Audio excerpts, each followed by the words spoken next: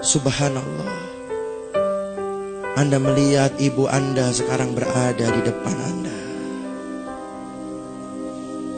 Ternyata tangan itu adalah tangan ibu Anda yang sedang memanggil engkau. Sekarang Anda lihat sosok ibumu itu yang setiap hari Anda marahi dan hardik itu berada di depanmu. Anda lihat wajahnya yang sudah semakin tua karena memikirkan kemaksiatan yang kita lakukan. Anda lihat wajahnya yang semakin tua karena memikirkan anaknya yang nakal dan tidak pernah menurut dengannya. Anda lihat kerut wajahnya yang semakin tua karena mungkin sekarang beliau sedang sakit tapi tidak dia ceritakan kepadamu karena takut mengganggu pelajaranmu. Anda lihat wajahnya makin tua dan rambutnya semakin putih karena mungkin dia menderita penyakit kronis yang dia tidak ceritakan kepadamu karena dia takut mengganggu pelajaranmu. Kemudian ibumu tersenyum kepadamu, senyum yang sangat indah. Kemudian ibumu mengecup keningmu, sebagaimana ketika dia kecup keningmu saat kau sakit pada saat engkau kecil dulu. Kemudian ibumu mengusap kepalamu sebagaimana dia mengusap ketika dia menghiburmu saat kau sedih waktu TK dan SD dulu. Kemudian ibumu itu memelukmu dan engkau merasakan energi cinta dan keikhlasan ibumu mengalir pada dirimu malam ini.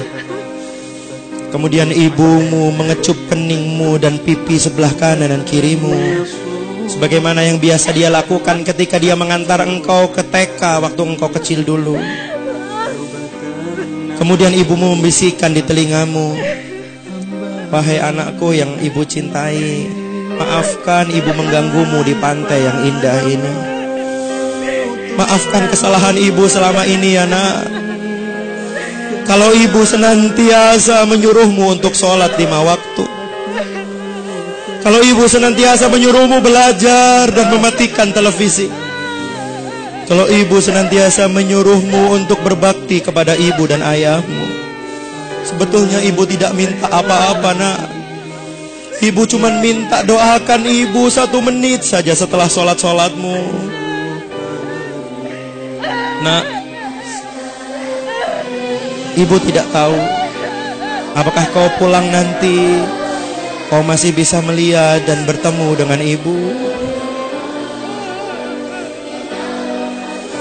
Mungkin ketika mobil sekolah mengantarkanmu ke rumah, kau melihat orang sudah berkumpul di rumahmu. Dan ketika kau masuk ke dalam rumahmu, kau sudah melihat ibumu ditutupi oleh kain.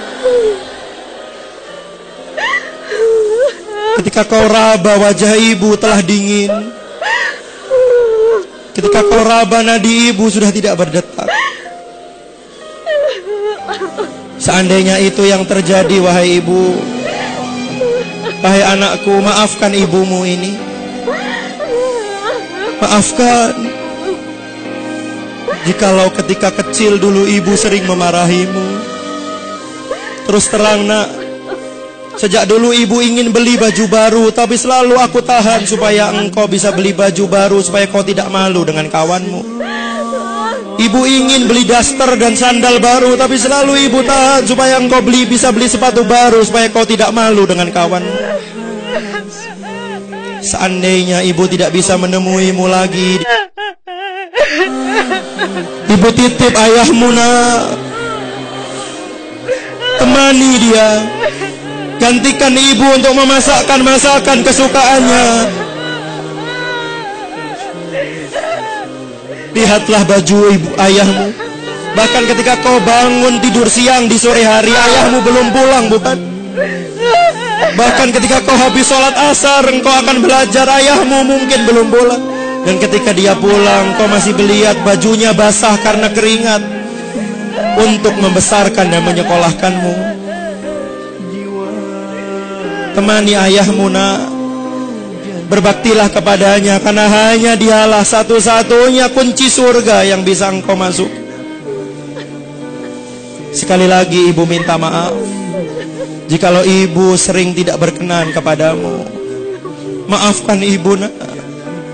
Maafkan ibumu yang doif dan lemah ini. Satu yang harus engkau ketahui, di balik semua kata-kata ibu, ibu selalu mencintai.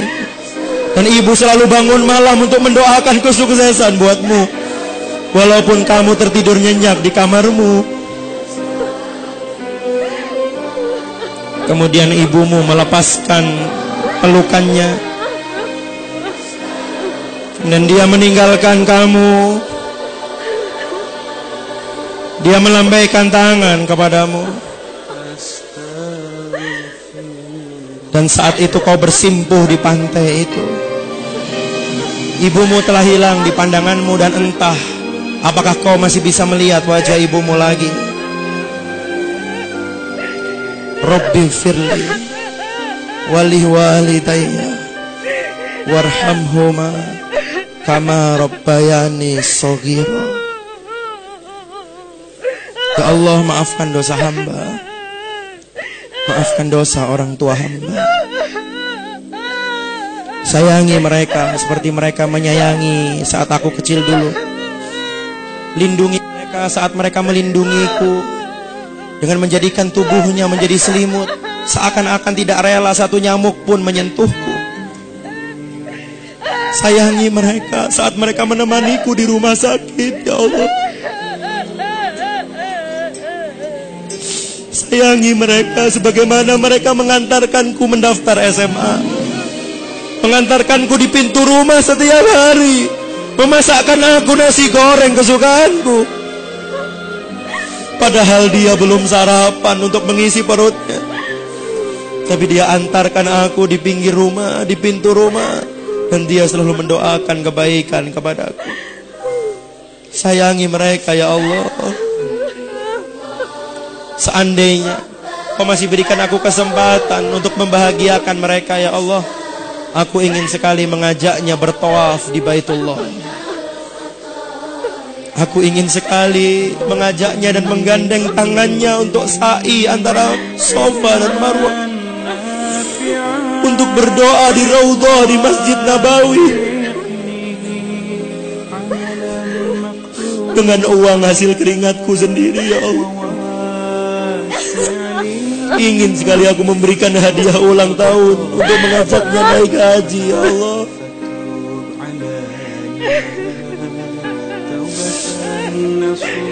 Astagfirullah.